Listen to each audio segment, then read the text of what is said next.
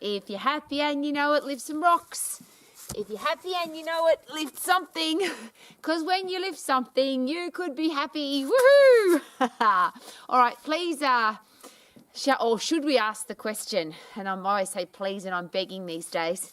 If I'm going to pick something up off the ground, I'm going to bend all of my joints. So I'm going to bend my ankles, my knees, my hips. When I lift, I'm going to lift my elbows. Boom, boom. I'm going to keep the weight close to my body, and then I'm going to do it slowly and controlled. Yes? So why, when you go to the gym, to a personal training studio, exercise studio class, do we still see so many people lifting stuff at speed with rotation and above their head? Now, if I did this, if I picked this up off the ground, and I'm not going to do it fast, but if I threw it or even lifted it above my head and I was in a workplace health and safety situation, so if I was doing this as a gardener, landscape gardener, if I was working in a factory, in a warehouse, if I was in construction, if I picked up something and I lifted it up above my head, or I threw it, or I lifted it and twisted with it, and I'm being really careful because when you pick stuff up and you throw it, or you do anything with rotational forces, is it possible that you could get injured? And you probably hear a little bit of frustration in my voice. As an exercise professional for the past 40 years, I started teaching classes when I was 13 years of age, and I'm now a very old lady, and very proud to say that because I'm not just gardening, I'm making a outdoor training area because I love to exercise in the fresh air and sunshine. K-Man, my gorgeous husband, is a martial artist. He likes to exercise outside. We've got these beautiful mountains in the background with the sun, wind, rain, and we want to exercise outside. But to build that outdoor exercise area, I'm exercising. I'm lifting rocks. I'm picking moving dirt with a pick, moving dirt with a rake, moving rocks in a wheelbarrow, picking up rocks, putting them into the wheelbarrow. Why am I sharing all that with you? Because I'm a bloody old lady and I can. But the only reason I can is because I'm strong. And if I'd kept doing what I was doing when I first started exercising, which is silly little exercises with rotational forces, with shearing forces across my joints, throwing things at speed with rotation, I wouldn't be in my garden right now. Now we call it at our house disciplineitis. I've got some serious arthritis in all of my joints. My synovial fluid to keep my joints lubricated doesn't work unless I'm moving, so the first thing I have to do in the morning is get moving. I've stuffed up my body, screwed up my body, wrecked all my joints from doing stupid exercises. And when I was 20, I never believed, first of all, that I would ever be 60. I thought that that was just so old. Surely people die by the time they're 60. Now that I'm really excited about being 120 and still lifting rocks in my garden and still moving rocks with a wheelbarrow and exercising outside and running and punching and kicking and doing all the things that I love to do. And I can't do that if I don't look after my body. One of my favourite quotes, as you know, is if you look after your body, is it possible that your body will look after you? Well, one of the challenges that I've got for you, if you are an exercise professional or a coach, or you prescribe exercise, or you just give advice about exercise, or you just tell your friends how they should exercise, imagine being responsible for hurting somebody's body.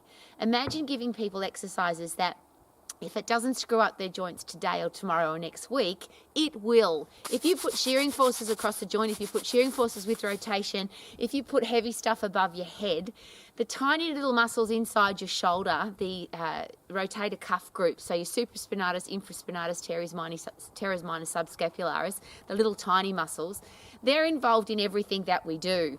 So people say, well, I'm doing a leg exercise, but when I bend down to pick something up off the ground, if I'm doing what people call a deadlift, I like to call it an alive lift, if I lift something and put it back down again, I'm using my shoulders. I'm putting traction forces through my shoulders. But if I put something above my head, whether it was with a light weight or not, I'm impinging those tiny little muscles that get wrecked really easy. And imagine screwing up somebody's shoulder because you give them a shoulder press exercise. Imagine if you screw up somebody's shoulder because you give them an upright row or a side lat raise or a front raise, all of the stupid exercises I used to do.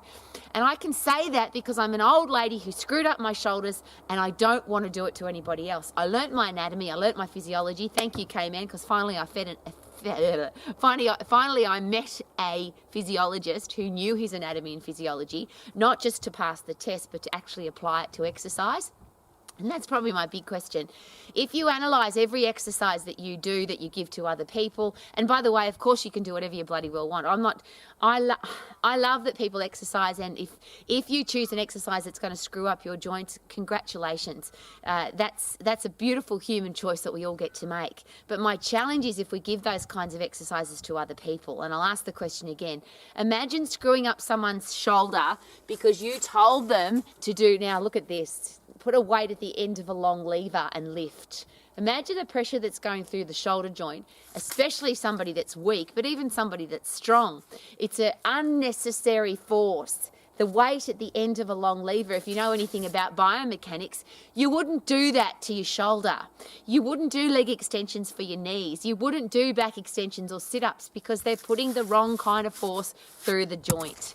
So how about, as exercise professionals, and this is again me begging, how about we learn our anatomy and physiology, but also learn what happens at each joint. So when you choose an exercise, put your x-ray goggles on, literally your x-ray goggles, and have a look at the joint. What's happening here?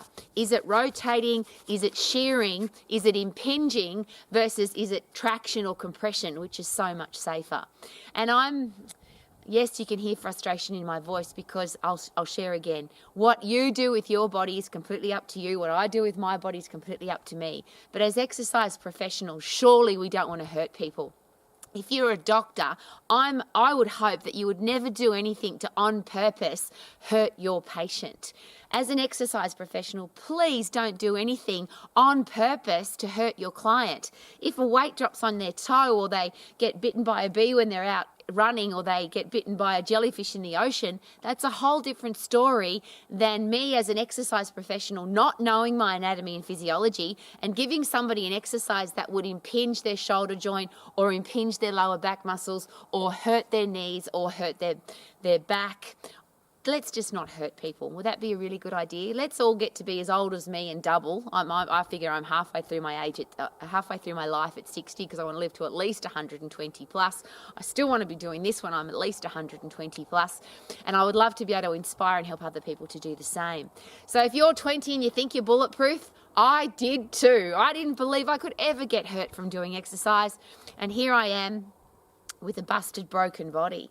And in fact, I'll go back a little bit. I impinged my L4, L5 in my lower back and perforated my disc at 18 years of age. So even at 18, I wasn't bulletproof because I'd been doing sit-ups and sit-ups and sit-ups and sit-ups, and I busted my back.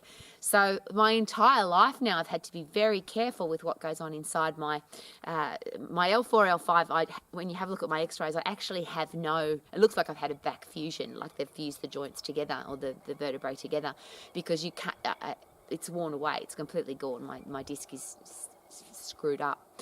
Don't do that to anybody, please. Don't give people stupid, dumb exercises. Be an intelligent, caring, genuine, professional person who knows your anatomy and physiology, and you want to help people like me to be healthy, fit and strong for the rest of our lives. That's what I do every day. How about you? Because I feel good, because I'm healthy, fit and strong now. I can do. How about you? Thanks for coming to Romax. My name's Rowie, and I would love you to live life to the max because your body is healthy, fit and strong for long. Woo!